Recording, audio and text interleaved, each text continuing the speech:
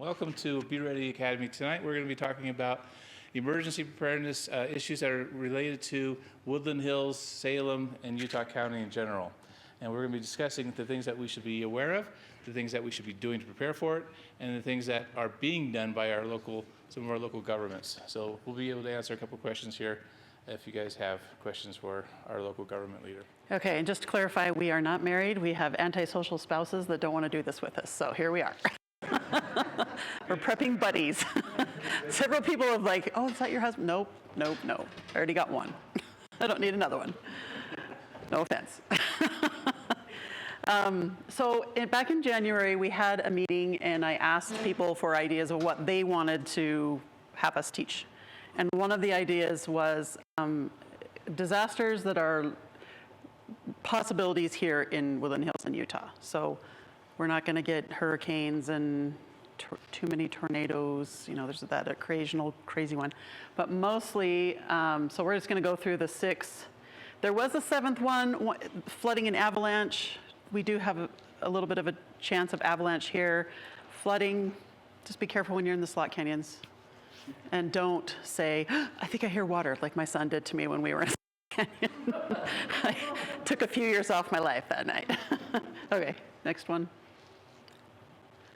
So our number one risk here is wildfire. We've already been through one, and it can happen pretty much any time. Well, not now, but in the summertime. So Utah County, we are prone to wildfires, especially in our dry summers and our mountainous areas, which is where we live.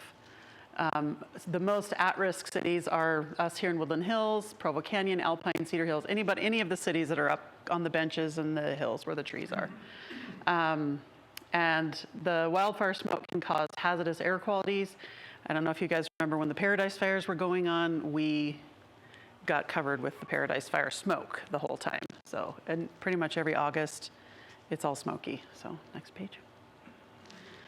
So some preparedness tips. I'll just go over these briefly because I think Ted's going to touch on these. So, clear the vegetation from your home.